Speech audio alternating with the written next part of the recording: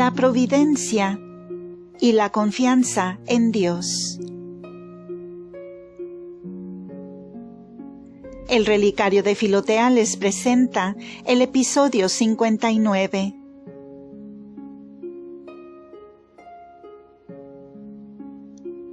Estas 4 especies de justicia, admirablemente señaladas por Aristóteles y explicadas por Santo Tomás en su tratado De Justitia, bastan, en cierto sentido, para guardar el justo medio entre los errores contrarios del individualismo y del comunismo humanitario.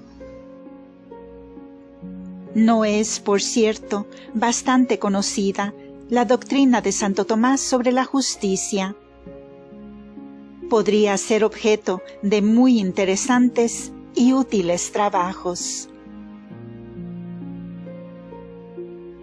Pero estas 4 clases de justicia, conmutativa, distributiva, legal o social y equitativa, por muy perfectas que sean, aún esclarecidas por la fe cristiana, nunca podrán llegar a la perfección de la caridad o amor de Dios y del prójimo, cuyo objeto formal es incomparablemente superior. Examinemos primero cuál sea el objeto primario de la caridad y cuál el secundario. Veremos luego cómo ha de ejercerse y cómo por medio de ella se cumple el plan de la providencia. Cuál sea el objeto primario y el motivo formal de la caridad. El objeto primario de la caridad está muy por encima del bien del individuo, de la familia, de la patria y aún de la humanidad. Debemos amar a Dios sobre todas las cosas, más que a nosotros mismos, por ser infinitamente mejor que nosotros. Es el primer mandamiento. Amarás al Señor Dios tuyo con todo tu corazón y con toda tu alma, y con todas tus fuerzas y con toda tu mente. Lucas 10, 27. Este precepto supremo, al que están subordinados todos los demás preceptos y consejos, es de orden sobrenatural, pero está conforme también con la inclinación natural, más aún con la inclinación primordial de nuestra naturaleza, y en cierto modo de toda naturaleza creada. Verdad es que existe en nosotros el instinto de conservación individual, como también el de conservación de la especie, y una inclinación que nos lleva a defender nuestra familia y nuestra patria, y a amar también a todos nuestros semejantes. Pero es todavía más profunda, como demuestra Santo Tomás. La inclinación de nuestra naturaleza a amar a Dios, que nos creó, más que a nosotros mismos. ¿Por qué? Porque lo que de su misma naturaleza pertenece a otro, como la parte al todo, la mano al cuerpo, está naturalmente inclinado a amar a ese otro más que a sí mismo. Por esto se sacrifica la mano de un modo espontáneo para salvar el cuerpo.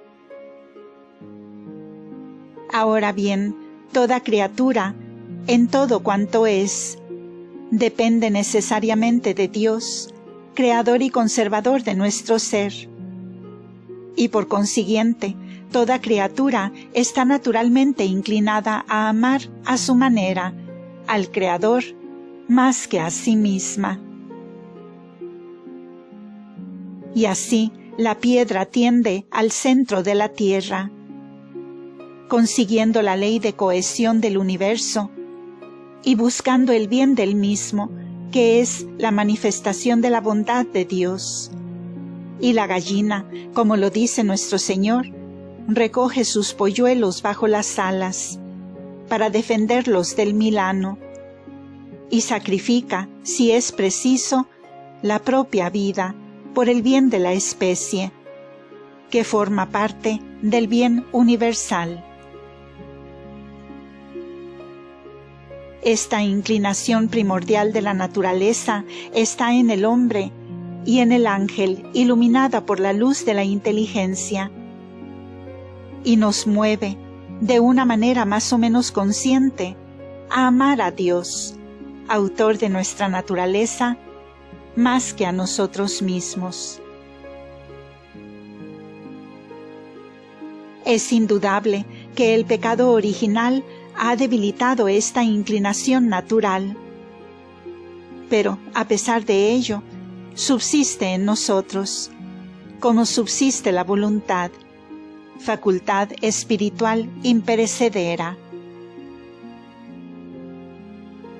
Esta misma inclinación natural ha sido elevada por la virtud sobrenatural o infusa de la caridad, que es de orden infinitamente superior a la naturaleza humana y aún a la angélica. A la luz de la fe infusa, la caridad nos hace amar a Dios más que a nosotros mismos, y sobre todas las cosas, no sólo como autor de nuestra naturaleza, sino también como autor de la gracia. Nos hace amar a Dios, que primero nos amó a nosotros, dándonos la existencia, la vida, la inteligencia y lo que es más, la gracia santificante, principio de la vida eterna, germen cuya plena floración será la visión inmediata de la esencia divina y del amor sobrenatural y santísimo que nada podrá destruir ni aminorar. Tal es el objeto primario de la caridad. Dios, que nos amó primero y nos hizo partícipes de su vida íntima, de donde la caridad es amistad entre Dios y el hombre. El motivo formal de nuestra caridad es ser Dios infinitamente bueno en sí mismo, infinitamente mejor que nosotros y que todos sus dones. Si no meditamos continuamente en este objeto primero y en el motivo formal de la caridad, no podremos entender cómo se haya de amar el objeto secundario. Realmente no hay dos virtudes de caridad,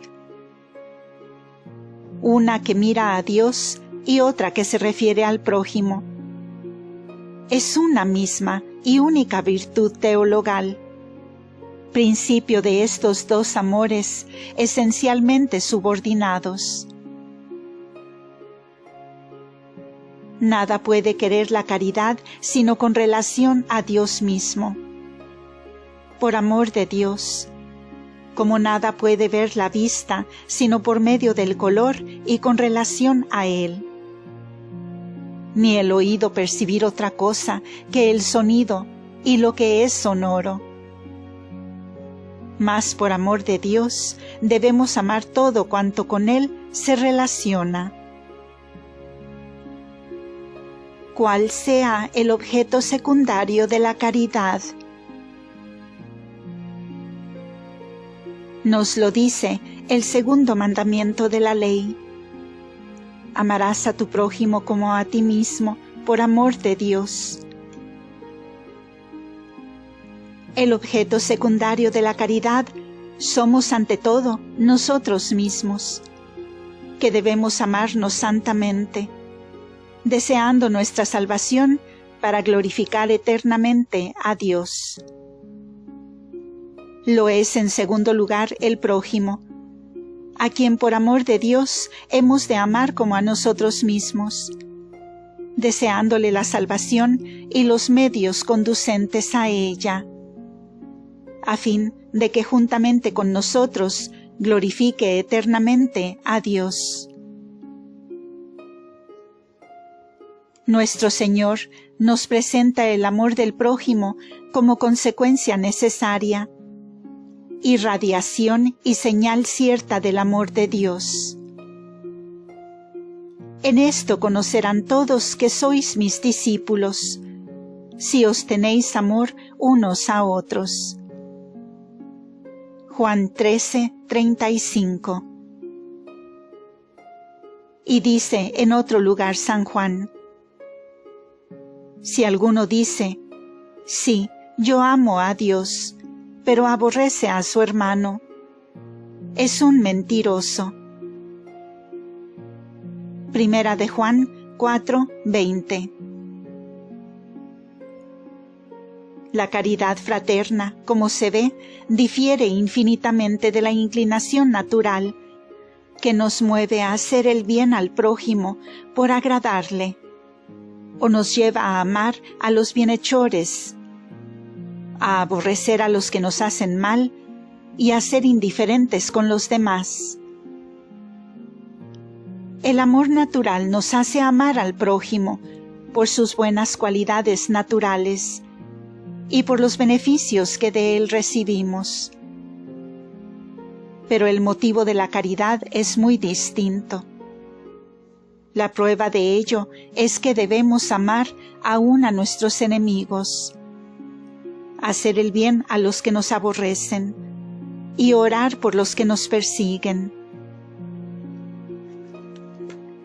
La caridad es también superior a la justicia, no solamente a la conmutativa y a la distributiva, mas también a la justicia legal y a la equidad, que nos mandan respetar los derechos del prójimo por amor del bien común de la sociedad.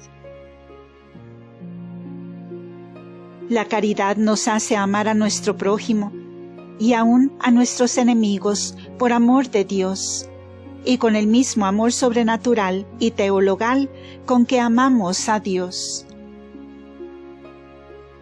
Pero, ¿cómo es posible amar con amor divino a los hombres, que por lo general son imperfectos y aún a veces malvados?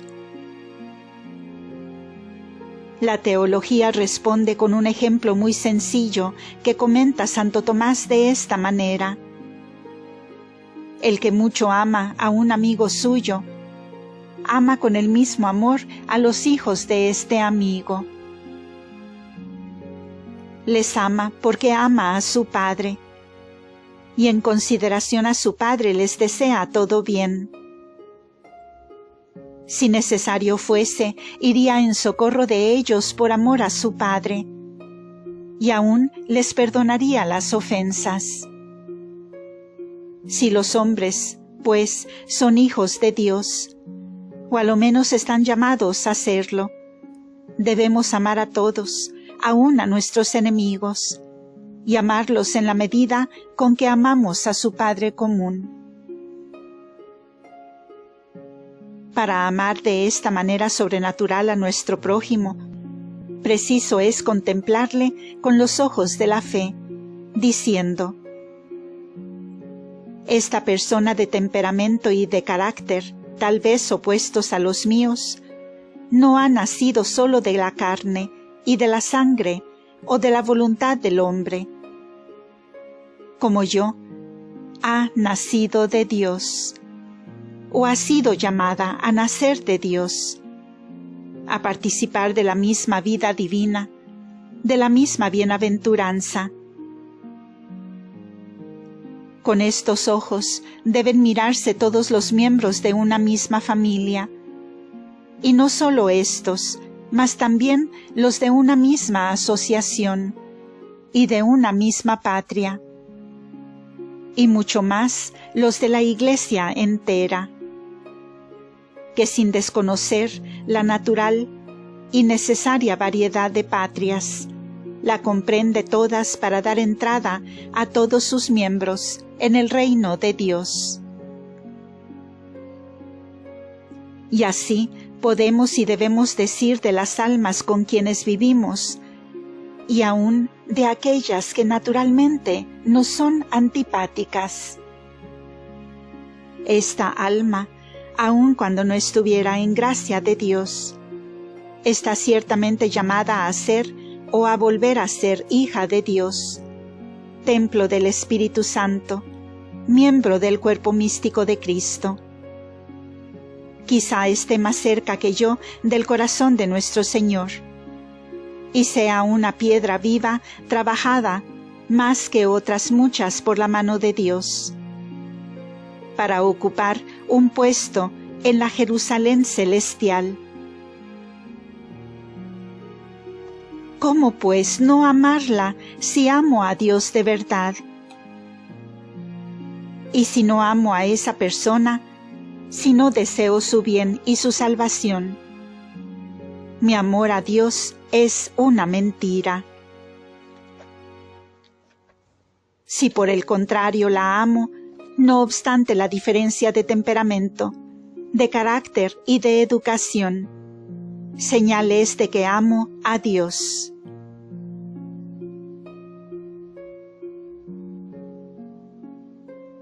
Fin de este episodio. Continuará.